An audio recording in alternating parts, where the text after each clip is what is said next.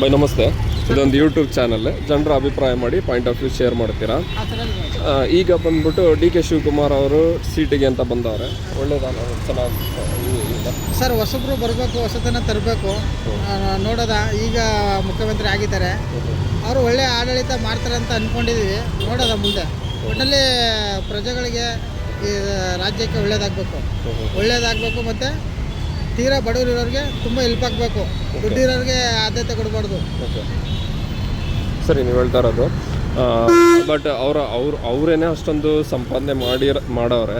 ಸಂಪಾದನೆ ಮಾಡಿ ಕೂಡ ಆಡಳಿತಕ್ಕೆ ಬರಬೇಕು ಅಂದರೆ ಏನು ಉದ್ದೇಶ ಇರ್ಬೋದು ಸರ್? ಈ ರಾಜಕಾರಣಿ ಇದು ಉದ್ದೇಶ ಅಂತ ಅದೆಲ್ಲ ಏನು ಇದು ಮಾಡೋಕ್ಕಾಗಲ್ಲ. ರಾಜಕಾರಣಿ ಅಂತಂದಮೇಲೆ ಅವ್ರು ಎಲ್ರಿಗೂ ಆಸೆ ಇದ್ದೇ ಇರ್ತದೆ. MP ಆದಮೇಲೆ MLA ಆದಮೇಲೆ ಅವ್ರಿಗೂ ದೊಡ್ಡ ಸ್ಥಾನಕ್ಕೆ ಹೋಗ್ಬೇಕು ಅಂತ ಆಸೆ ಇರ್ತದೆ. ಬಟ್ ಇನ್ನೊಂದೇನಪ್ಪ ಅಂದರೆ ಈ ರಾಜಕಾರಣಿ ಫೀಲ್ಡಲ್ಲಿ ಏನಂತಂದರೆ ಹೊಸಬ್ರಿಗೆ ಅವಕಾಶ ಕೊಡಲ್ಲ. ಅವ್ರವರೇ ಏನಿದ್ದಾರೆ, ಅವ್ರ ಫ್ಯಾಮಿಲಿ ಅವರೇ ಮುಖ್ಯಮಂತ್ರಿ ಆಗಬೇಕು, MLA ಆಗಬೇಕು. ಅದು ತಪ್ಪು ನಿರ್ಧಾರ. ಈ ತಮಿಳ್ನಾಡಲ್ಲಿ ಆಯ್ತಲ್ಲ ನೋಡಿ, ವಿಜಯ್ ಥರ. ಆ ಥರ ಕರ್ನಾಟಕದಲ್ಲಿ ಒಂದು ಬರಬೇಕು, ಹೊಸತನ ತರಬೇಕು. ಯಾಕಂದರೆ ಈಗ ಎಲ್ಲ ಸರ್ಕಾರ ನೋಡಿದ್ದೀವಿ, BJP ಅವ್ರದ್ದು ನೋಡಿದ್ದೀವಿ, JDS ನೋಡಿದ್ದೀವಿ, ಕಾಂಗ್ರೆಸ್ ನೋಡಿದ್ದೀವಿ. ಬಟ್ ಎಲ್ಲದಕ್ಕೂ ಬೆಟರ್ ಅಂತಂದರೆ ಯಾವುದನ್ನು ಇದು ಮಾಡೋಕ್ಕಾಗಲ್ಲ, ಕಂಪೇರ್ ಮಾಡೋಕ್ಕಾಗಲ್ಲ. ಅವ್ರವ್ರ ಆಡಳಿತ ಇದ್ದಾಗ ಅವ್ರವ್ರ ಆಡಳಿತದಲ್ಲಿ ಕೆಲಸ ಮಾಡೋರೆ. ಕೆಲವು ಜನ ಮಾಡಿದ್ದಾರೆ, ಕೆಲವು ಜನ ಮಾಡಿಲ್ಲ. ಈಗ ನೀವು ನೋಡಿರೋ ಪ್ರಕಾರ ಯಾವ್ದು ಬೆಲೆ ಏರಿಕೆಗಳಾಗಿದೆ ಸರ್? ಈಗ ಹೇಳ್ಬೇಕಾದ್ರೆ ಇತ್ತೀಚಿನ ದಿನಗಳಲ್ಲಿ ಗ್ಯಾಸ್ ಬೆಲೆ ತುಂಬ ಏರಿಕೆಯಾಗಿದೆ. ಮತ್ತು ದಿನನಿತ್ಯ ವಸ್ತುಗಳು ಬೆಲೆ ಏರಿಕೆಯಾಗಿದೆ. ಮಿಡಲ್ ಕ್ಲಾಸ್ ಫ್ಯಾಮಿಲಿಗೆ ತುಂಬ ಕಷ್ಟ ಇದೆ ಈಗ ಇವತ್ತಿನ ಜೀವನದಲ್ಲಿ. ಯಾಕಂದರೆ ಎಲ್ಲ ತುಂಬ ಬೆಲೆ ಏರಿಕೆಯಾಗಿದೆ. ಬಟ್ ಏರಿಕೆ ಮಾಡಿದರೆ ಅದ್ರ ಬಗ್ಗೆ ಅಷ್ಟೊಂದು ಮಾಡಬಾರ್ದಿತ್ತು. ಜನಗಳಿಗೆ ತುಂಬ ತೊಂದರೆ ಆಗಿದೆ ಒಟ್ಟಿನಲ್ಲಿ. ಈ ಗ್ಯಾಸ್ ಅಂತೂ ನಾವು ಆಟೋದವ್ರಿಗೆ ಹುಸಿ ಪ್ರಾಬ್ಲಮ್ ಅಲ್ಲ.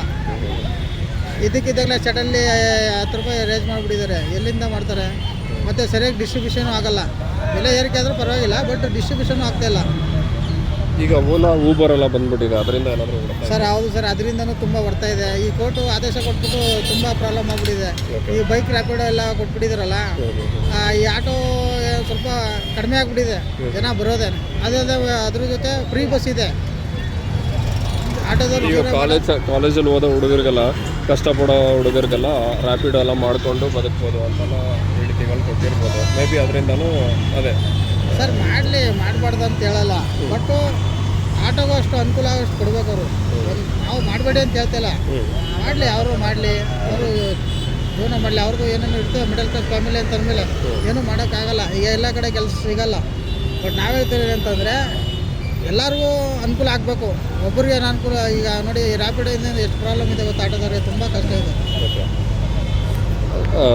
ಸೊ ಚೇಂಜಸ್ ಆಗಬೇಕಾಗಿರೋದು ಬರೀ ಗ್ಯಾಸ್ ಬೆಲೆ ಮಾತ್ರನಾ, ಇಲ್ಲ ಯಾವ್ದು ಸರ್? ಇಲ್ಲ, ಈ ನಮ್ಮ ರಾಜ್ಯದಲ್ಲಿ ತುಂಬ ಚೇಂಜಸ್ ಇದೆ, ತುಂಬ ಚೇಂಜ್ ಮಾಡಬೇಕು. ನೋಡುವ, DK ಶಿವಕುಮಾರ್ ಅವರು ಮುಖ್ಯಮಂತ್ರಿ ಆಗಿದ್ದಾರೆ, ಈ ಒಂದು 5 ಸ್ಟೇಟ್ಮೆಂಟು ಕೊಟ್ಟಿದ್ದಾರೆ. ಅದೇ ಥರ ನೋಡ್ತಾ ಇದ್ದರೆ ಮುಂದೆ ಚೇಂಜಸ್ ಆಗ್ಬೋದು, ಒಳ್ಳೇದಾಗುತ್ತೆ, ಒಳ್ಳೆ ಆಡಳಿತ ಕೊಡ್ತಾರೆ ಅಂತ ನಂಬಿಕೆ ಇದೆ. Okay, thank you.